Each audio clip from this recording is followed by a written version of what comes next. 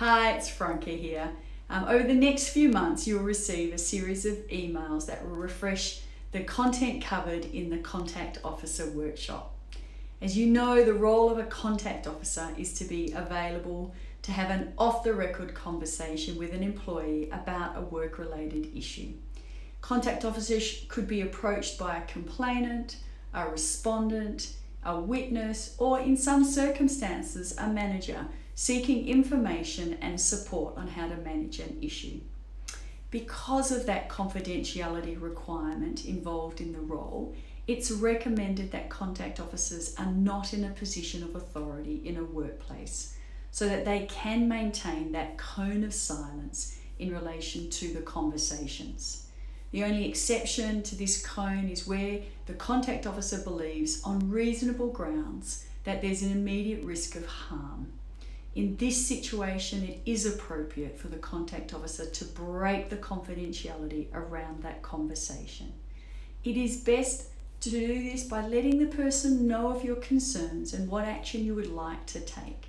It's always going to go better if you can get their cooperation, but in some circumstances, you may have to act even without their permission.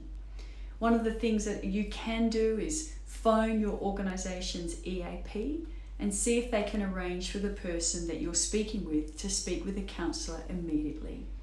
If this is not possible, then you might also consider notifying HR or the person's manager or another trusted colleague, and also exploring who else is available in their life to support them during this time.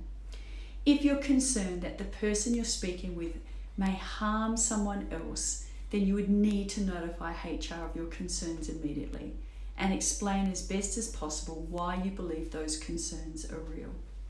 But outside of that immediate risk of harm situation, your role is to offer a listening ear through practicing those techniques of active listening, to give information and options about the process, what your organisation's policy documents say, who your EAP is, and any other agencies that might be available to support them. And sometimes you may be a support person. And remember always, a contact officer is never to be actively involved in the resolution of the problem. Thank you for joining us in changing behaviours for the better.